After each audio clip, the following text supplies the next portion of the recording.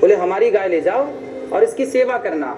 तो उनकी सेवा करने से, गौ माता की सेवा करने से राजा दिलीप को संतान प्राप्त हुई, जिनका नाम रघु पड़ा, जिनके नाम से रघुवंश पड़ा। रघुकुल रीत सदा चली आई, प्राण जाए पर वचन न जाए। यदि गौ माता की कृपा से, गौ माता की सेवा से, गौ माता के आशीर्वाद से राजा दिलीप को संतान हो सकती है, लिखा प्रमाण है, तो हमारे और आपके संतान क्यों नहीं हो सकती गौ माता की कृपा से? लेकिन गाय की सेवा करना महाराज जी एक बात है। हाँ। और आप गोबर की रोटी खाने की सलाह? गोबर की रोटी नहीं, मैंने खुद खाई है। खाइए आप। मैंने गोबर की रोटी नहीं, वो क्या है, एक प्रोसेस है। गाय के अंदर जब गेहूं जाता है तो आप इसको सर्च कीजिएगा, यूट्यूब पे, गूगल में करिएगा। उस गाय के अंदर जब वो गोबर जाता है और जब वो गोबर गाय के अंदर गेहूं जाता है और वो गोबर के द्वारा बाहर आता है, उसके जो सामान्य गेहूं है और उस गेहूं को आप देखेंगे तो दोनों में अंतर होता है ना। वो गाय कोई पशु नहीं है। गाय इसलिए हम सनातनी लोग माता कहते हैं, गावो विश्वस्य मातरः। तो गाय को माता क्यों कहा जाता है? सामान्य जानवरों से कुछ विशेषता होगी तब तो गाय को माता कहा गया। और मैं क्या कह रहा हूँ, मैं कह रहा हूँ कि गाय को खिलाइए गेहूं, फिर वो बाहर निकलेगा, गोबर से उसे धुलिए, उसकी रोटियां खाइए। ये मैंने बड़े बड़े संतों से सुना है और मैंने खुद वो रोटियां खाई हैं। आप जब वो रोटियां खाएंगे तो निश्चित ही आपके शरीर में जो दोष हैं, बच्चे ना होने के, जो कई बार डॉक्टर बोलते हैं कि संतान नहीं होगी, कई बार डॉक्टर मना कर देते हैं आपको नहीं हो सकता, ऐसे केस भी देखे गए, उनको भी होता है। कई बार डॉक्टर बोलते हैं कि आप 1 घंटे बाद मर जाओगे या 1 महीने बाद मर जाओगे, इतनी आयु है, वो लोग सालों साल जिंदा रहते हैं। तो यानी इसका मतलब एक तरह से आप मेडिकल साइंस को चुनौती दे रहे हैं? भाई चुनौती हम नहीं दे रहे, हमारी गाय के गोबर का जो गेहूं है वो धुल के खाओ तो संतान की प्राप्ति हो जाए। ऐसा मैंने उदाहरण के लिए कहां लोग जाते हैं, कितने बड़े बड़े अस्पतालों में घूमते रहते हैं। आपने तो पूरी मेडिकल साइंस को चुनौती दे दी महाराज। चुनौती ही मानिए आप। हमने तो उदाहरण दिया भगवान राम के पूर्वज राजा दिलीप का रघुवंशम महाकाव्य पढ़िएगा, महाकवि कालिदास जी के द्वारा रचित।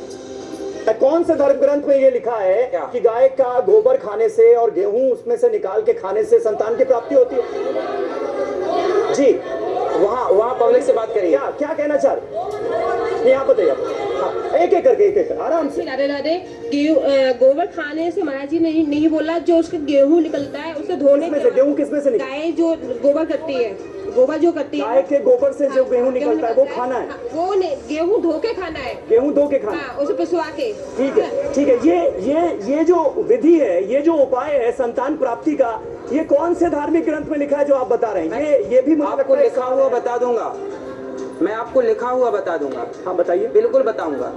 कौन से? आपने मेरे को पहले बताया होता तो मैं लिखी हुई प्रमाणित पुस्तकें लेके आ जाता। हाँ, आपने बताया नहीं ना पहले कि आपको ये पुस्तक लानी है, प्रमाण। चलिए। हाँ, ये पीली मैया को बात करा। बोलिए। ये हमारे आचार्य जी कह रहे हैं, व्यास जी, कि ये गेहूं खाने से बच्चे होते हैं। हमने और भी कैसी दवाई हैं, एक यही नहीं है हमारे पास, और भी हमारे पास बहुत उपाय हैं। और लड़के भी हो जाते हैं। ऐसे भी उपाय हैं। ये तर्कशास्त्री जी क्या हर चीज को लिखित में दिखाएंगे? तर्कशास्त्रियों को, वैज्ञानिकों को, डॉक्टर्स को नहीं पता है क्यों? साहित्य डॉक्टर यहाँ पर कोई कुछ बोलना चाहेगा इस पर? यहाँ पर कोई कुछ बोलना चाहेगा आप में से? जी। उन्होंने बोला गोबर नहीं खाना, गोबर से निकला गेहूं खाना है। तो गोबर से निकला ही गेहूं क्यों खाना है? गेहूं तो हम रोटी में भी बना के खाते हैं। ये क्या बात है कि गोबर से निकला गेहूं खाना? ठीक है, ये क्या बात हुई कि गोबर से निकला हुआ गेहूं खाना है? बेटा पंचगव्य का नाम सुना है? पंचगव्य का नाम सुना है?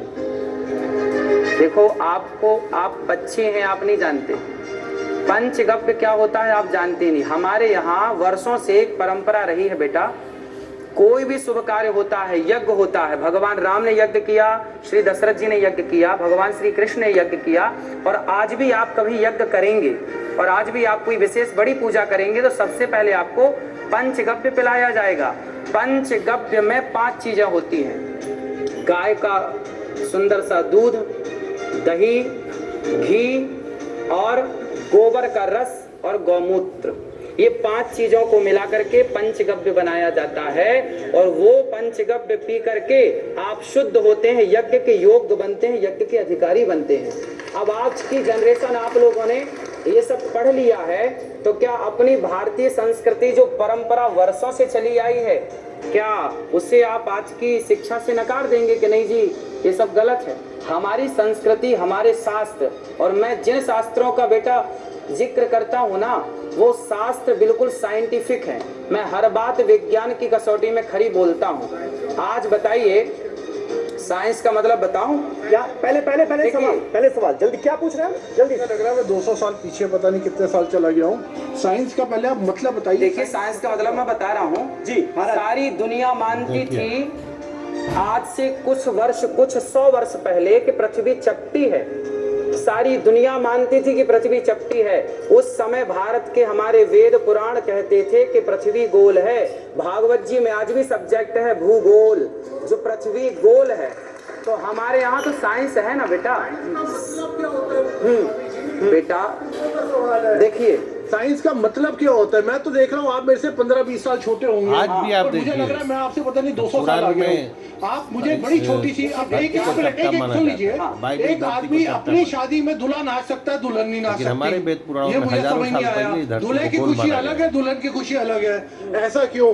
दूसरा आप कह रहे हैं, इन्होंने क्या बोला था अभी, वो के बच्चे नहीं, IVF के जमाने में, सरोगेसी के जमाने में, और जहाँ पे अब आप देखिए चाइना, अमेरिका वगैरह कंट्री में जहाँ पे गाय की वो पूजा नहीं करते, इसका मतलब है वहाँ बच्चे नहीं होते। उनको अगर कोई मेडिकल इश्यू होता है तो उनको भी यही वाली चीज करनी पड़ती है। भारत की तुलना और तीसरा बहुत इंपॉर्टेंट, साइंस का मतलब क्या है?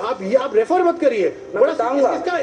इसका प्रवचन नहीं, एक लाइन का आंसर दे एक लाइन साइंस का मतलब क्या? नहीं तो मैं जवाब ले लेते। साइंस, देखिए ये पूछ रहे हैं साइंस का मतलब क्या है। साइंस मतलब विज्ञान। विज्ञान क्या है? हमारे वेद ही विज्ञान है। बहुत सारे सवालात हैं आज। अनिरुद्धाचार्य जी महाराज की हाजिर जवाबी भी काबिले तारीफ है। इसकी भी एक झलक आपको दिखा देते हैं। वैसे स्टूडियो में आपने नमूना देख ही लिया है। देख रहे हैं, हमारे वेद पढ़कर, आयुर्वेद पढ़कर लोग आयुर्वेदिक डॉक्टर बन जाते हैं। और सबसे पहले जब कहीं दुनिया में डॉक्टर नहीं थी तो लोग आयुर्वेदिक डॉक्टर ही बनते थे। तो बचती है।